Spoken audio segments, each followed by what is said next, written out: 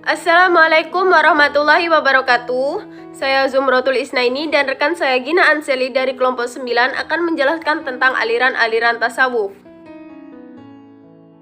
Aliran-aliran tasawuf terdiri dari aliran tasawuf sunni, akhlaki, amali, falsafi, dan irfani.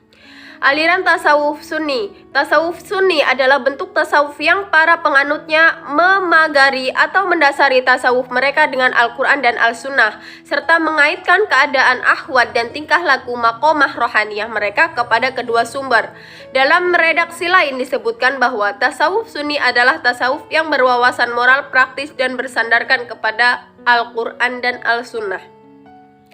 Perkembangan aliran tasawuf sunni. Pada mulanya, tasawuf merupakan perkembangan dari pemahaman makna intuisi-intuisi Islam. Sejak zaman sahabat dan tabi'in, kecenderungan orang terhadap ajaran Islam secara lebih analitis mulai muncul. Ajaran Islam mereka terdapat pandang dari dua aspek, yaitu aspek lahiriah dan aspek batiniah, atau aspek luar dan aspek dalam. Sejarah dan perkembangan tasawuf sunni mengalami beberapa tahap, yaitu tahap yang pertama disebut dengan tahap atau fase asketisme atau zuhud. Para peneliti berbeda pendapat tentang faktor yang menyebabkan munculnya gerakan zuhud dalam Islam pada abad pertama dan kedua Hijriah.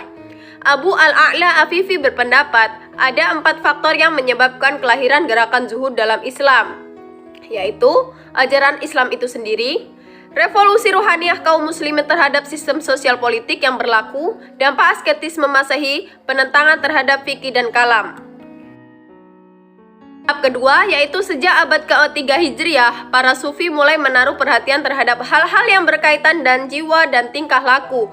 Berkembangnya doktrin-doktrin dan tingkah laku sufi ditandai dengan upaya penegakan di tengah terjadinya dekandensi moral yang berkembang saat itu. Sehingga di tangan mereka, tasawuf pun berkembang menjadi ilmu moral keagamaan atau ilmu akhlak keagamaan. Tahap ketiga yaitu pada abad ke-4 Hijriah. Pada fase ini, ilmu tasawuf mengalami perkembangan yang lebih maju dibandingkan pada abad ke-3 Hijriah. Karena usaha maksimal para ulama tasawuf untuk mengembangkan ajaran tasawufnya masing-masing.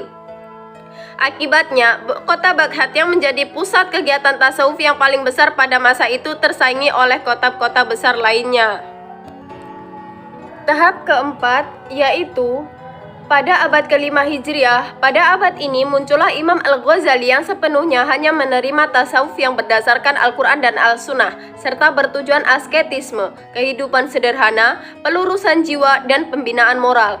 Tahap kelima yaitu abad ke-6 Hijriah. Pada abad ini, tasawuf sunni semakin meluas dan menyebar ke seluruh pelosok dunia Islam.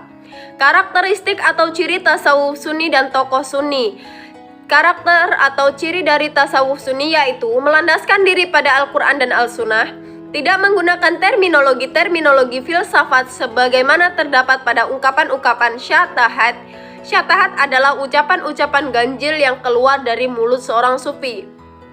Lebih bersifat mengajarkan dualisme dalam hubungan antar Tuhan dan manusia. Kesinambungan antara hakikat dan syariat, lebih terkonsentrasi pada soal pembinaan moral, pendidikan akhlak, dan pengobatan jiwa dengan cara riyadah, latihan mental, dan langkah tahali, dan tajali. Tokoh-tokoh tasawuf sunni yaitu Hasan al-Basri, al-Muhasibi, al-Qushairi, dan al-Ghazali. Karakter atau ciri dari tasawuf sunni yaitu melandaskan diri pada Al-Quran dan Al-Sunnah, tidak menggunakan terminologi filsafat sebagaimana terdapat pada ungkapan-ungkapan syatahat. Syatahat adalah ucapan-ucapan ganjil yang keluar dari mulut seorang sufi. Lebih bersifat mengajarkan dualisme dalam hubungan antar Tuhan dan manusia. Kesinambungan antara hakikat dan syariat, lebih terkonsentrasi pada soal pembinaan moral, pendidikan akhlak, dan pengobatan jiwa dengan cara riyadah, latihan mental, dan langkah tahali, dan tajali. Tokoh-tokoh tasawuf sunni yaitu Hasan al-Basri, al-Muhasibi, al-Qushairi, dan al-Ghazali. Aliran tasawuf akhlaki. Kata tasawuf dalam bahasa Arab adalah bisa atau membersihkan atau saling memberikan. Kata membersihkan merupakan kata kerja yang membutuhkan objek. Objek tasawuf adalah akhlak manusia. Kemudian akhlak juga berasal dari bahasa Arab yang secara bahasa bermakna perbuatan atau penciptaan. Jadi, jika kata tasawuf dan kata akhlak disatukan akan membentuk sebuah frase yaitu tasawuf akhlaki. Secara etimologi, tasawuf akhlaki ini bermakna membersihkan tingkah laku dan saling membersihkan tingkah laku. Sistem pembinaan akhlak dalam tasawuf akhlaki. Sistem pembinaan akhlak disusun sebagai berikut. Yang pertama, tahali, merupakan langkah pertama yang harus dijalani seorang, yaitu usaha mengosongkan diri dari perilaku atau akhlak tercela. Tahali adalah upaya mengisi atau menghiasi diri dengan jalan membiasakan diri dengan sikap, perilaku, dan akhlak terpuji. Tajali, tahap ini termasuk penyempurnaan kesucian jiwa. Selanjutnya yaitu ciri-ciri tasawuf akhlaki dan tokoh akhlaki. Adapun ciri-ciri atau karakter tasawuf akhlaki antara lain: A. Melandaskan diri pada Al-Quran dan As-Sunnah. B. Kesinambungan antara hakikat dengan syariat. C.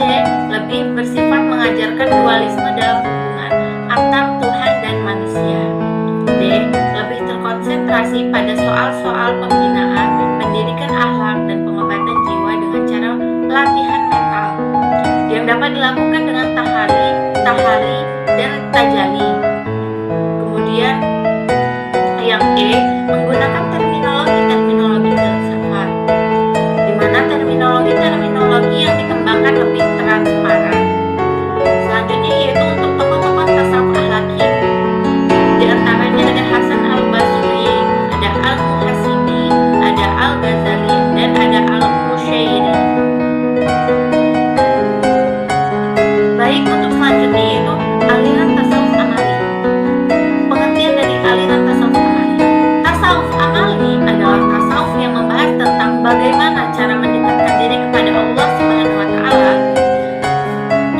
Tasawuf amali seperti yang dipraktikkan di dalam kelompok tarekat, di mana dalam kelompok ini terdapat sejumlah sufi yang mendapatkan bimbingan dan petunjuk dari seorang guru tentang bacaan dan amalan yang harus ditempuh oleh seorang sufi dalam mencapai kesempurnaan rohani agar dapat berhubungan langsung dengan Allah. Selanjutnya ada macam-macam makom. Macam-macam makom yang harus dilalui oleh seorang sufi ada dua, yaitu yang pertama al-makomat dan yang kedua ada al-ahwal. Untuk tokoh-tokoh tasawuf amali diantaranya ada Rabi'ah al-Dawiyah, kemudian ada Zu'al-Nun al-Misri, ada Abu Yazid al-Bustami, kemudian yang terakhir ada Abu Mansur al-Halaj. Baik, yang selanjutnya yaitu ada aliran tasawuf falsafi. Aliran tasawuf falsafi memiliki makna yaitu tasawuf yang ajaran-ajaran yang memadukan antara visi mistis dan visi rasional dari penggagasnya. Tasawuf falsafi menggunakan terminologi filosofis dalam pengungkapannya. Tokoh-tokoh tasawuf falsafi yaitu ada Ibnu Arabi, ada Al-Jili, dan ada Sab'ain. Untuk ajaran-ajaran tasawuf falsafi yaitu ada dua. Yang pertama kesatuan mutlak dan yang kedua penolakan terhadap logika Aristotelian. Baik, yang terakhir ada aliran tasawuf irfani. Pengertian dari tasawuf irfani yaitu tasawuf yang berusaha menyingkap hakikat kebenaran atau makrifat yang diperoleh dengan tidak melalui logika atau pembelajaran atau pemikiran, tetapi melalui pembinaan Tuhan secara langsung atau mauhibah. Untuk tokoh-tokoh tasawuf irfani yaitu ada Rabi'ah al-Dawiyah, ada Zunnun al-Misri, ada Al-Junaid, ada Abu Abdul Rahman al-Sulami, ada Abu Yazid al-Bustami, dan ada Abu Mansur al-Halaj. Selanjutnya ada metode yang dipakai oleh tokoh tasawuf irfani adalah sebagai berikut. Yang pertama ada riyadah atau latihan jiwa. Kemudian yang kedua ada tafakur atau refleksi diri. Yang ketiga ada tazkiyah atau penyucian diri. Dan yang terakhir ada zikrullah, yaitu zikir kepada Allah.